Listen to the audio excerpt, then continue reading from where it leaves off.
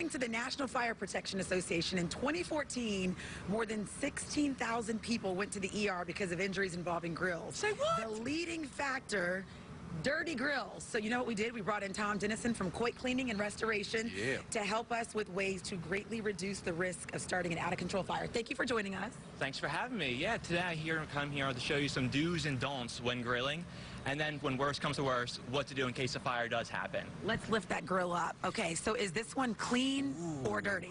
This one is what I would call extremely dirty. Now, what you really want to notice here on the grill, you can see the leftover food from past grills. Okay. What this is like the fats, oils, and greases. This is what's going to be the potential fire hazard. What's going to happen is when it starts getting hot here, all this grease and everything's going to fall out and call flare-outs. A flare-out's what's when it happens normally when if you're cooking burgers or something, you might notice a little when you flip it, the juices drop, you get that little bit of flame. But the more stuff you have on there, the bigger the flame gets. So that's why it's really important to make sure you have a clean grill before you start. Okay, Tom, really quickly, I know our grill's not on, but if this were our house, is it a little too close to home? Way too close. Actually, there's probably no place right around in this area where you want to keep it. You want to keep your grill at least 10 feet away from anything flammable, so your grill, your house, your garage, your deck railing.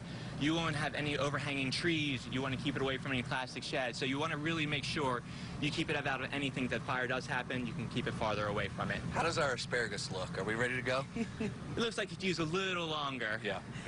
Another question, we don't have a fire extinguisher out here. Yeah, so that's another big thing. It's always very important to have a fire extinguisher right by the grill. You don't want to keep it under the fire because if the fire does happen, you want to reach for it. You want to keep it maybe somewhere like 10 feet away, so maybe like on a table over here. That way if the fire does happen, if it is controllable, you're able to get to it. Really quickly, I heard something about metal bristles and plastic bristles now cleaning that grill off. Is there a preference? Because plastic seems like it would burn. Actually, now what they're saying, there's the natural bristles you want to use. When you use like the metal bristles, what can happen is it's going to break off.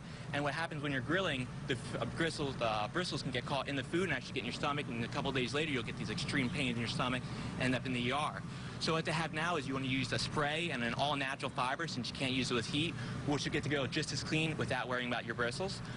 But if worst comes to worst and you do have to use your metal bristle one, what you want to do to test to make sure it is still usable, grab a pair of pliers and just grab on one bristle. Give about a yank about how you pull a piece of blade of grass out of the ground. If it pulls out of that and it's old, you want to get rid of it right away. That's a good test. You got the tricks. She's got the tricks. Okay, so do you think we can clean off the grill and then fire it up? I believe so. What do you think? All right, let's do that. So we're going to clean it off and put some food on there. I don't know about that asparagus. And we'll be right back.